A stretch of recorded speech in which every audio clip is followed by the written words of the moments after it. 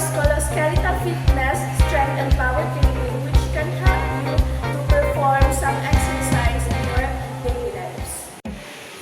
First, we have the flexibility and mobility exercise, which has a side lunge exercise, which strengthens your lower body muscles by cooperating lateral movement pattern, which target your quadriceps or thighs, glutes, hamstring group, and improving balance and stability. This is the instruction. First, you have to stand straight with your foot muscle hip width apart. Next, you are going to have an abduction in your muscle, and next, step outside and transfer your weight in your glutes and hamstring. Third step, use your quadricep and hip foot to push back to the starting position.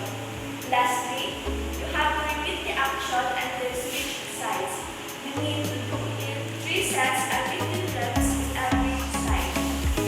Next, we have the arm circles. Activate the shoulder muscles, primarily the deltoids, and indirectly engage the upper back and rotator cuff muscles. Starting position. Stand feet with shoulder width apart, arms extended to the sides at shoulder height, palms facing down. We have the arm movement. Begin with small circular motions of the arms, gradually increasing the size of the circles. Next, direction. Perform arm circles in one direction for a set period. Then, switch to the opposite direction. And last, breathing. Maintain a steady, deep breathing pattern throughout the exercise. After the flexibility and mobility, we have the musculoskeletal fitness. So for the musculoskeletal fitness, we have the push-up exercise. So push-ups are a compound exercise that primarily activate the pectoralis major and minor, the anterior deltoids, and the triceps. They also engage the core or the abdominals and backs, glutes, and quadriceps for stabilization and power. The procedure involves starting in a high plank position, lowering your chest toward the floor, and then pushing back up. So for the procedure, we have first the starting position. Begin in a high plank position with hands slightly wider than shoulder width apart, body in a straight line from hip to heels and core engaged. Next, lowering pace. Keeping the core engaged, bend the elbow and the lower chest towards the floor until it reaches the ground. Third, pushing pace. Push the body back up to the starting position and extend the arm and contracting the chest and tricep muscles. Lastly, you have to repeat.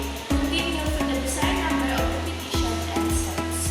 After the push-up, we have the squats. We are also part of musculoskeletal fitness, strength and power training. Squats are compound exercise primarily activating the quadriceps, hamstring, and glutes. They also engage the core muscles for stabilization. Next, we have the procedure. Starting position. Stand feet shoulder width apart or slightly wider if targeting glutes more and toes pointed slightly outward. Next, we have the engaged core. Tighten abdominal muscle to stabilize the spine. Lower body. Shift weight back into heels. Push hips back as is setting in a chair and bend knees while keeping the chest up and back straight. Depth. Squat down to the depth that is comfortable and safe for your body. Return. Extend knees and hips to return to a standing position, pushing through the heels. Repeat. Perform the desired number of repetitions. That's it. After the musculoskeletal fitness, strength, and power training, we have the high-intensity interval training. For the high-intensity interval training, we have the high knees exercise. So what is high knees? High knees is primarily activate the quadriceps, front of the thigh, hamstring, back of the thigh, and glutes or buttocks. The procedure involves standing and lifting each knee towards the chest, engaging the core and focusing on core. So these are the procedure. First, the start position. You have to stand with your feet shoulder width apart and your chest up, keeping your core engaged. Next, left one knee. Bring one knee up towards your chest, focusing on bringing it has a height as you can without sacrificing is in proper form. Next is alternate legs. Lower the knee and repeat the movement with the other leg, alternating between but control. Next is kneeling form. Keep your core engaged, chest up and shoulders relaxed throughout the exercise.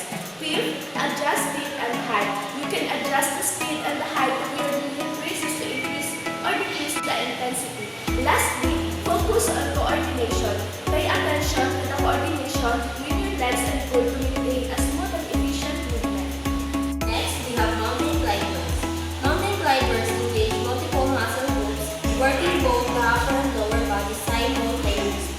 The primary muscle activation includes core bodies, which is abs, obstacles, and lower back, shoulders and arms, which is deltoids, triceps, and forearms. Legs, we have quadriceps, hamstrings, glutes, and calves, and hip flexors. And we have the position. Starting position. Begin in a high plank position, ensuring your body forms a straight line from head to feet, with hands directly under shoulders and feet hip within a palm, or engagement. Engage your core muscles to stabilize your body and prevent swaying. Knee drive. Alternately bring one knee towards your chest, keeping your other leg extended with your core engaged. Return to plank. Return your foot to the starting position in the high plank and repeat the movement with the other leg. Repetition.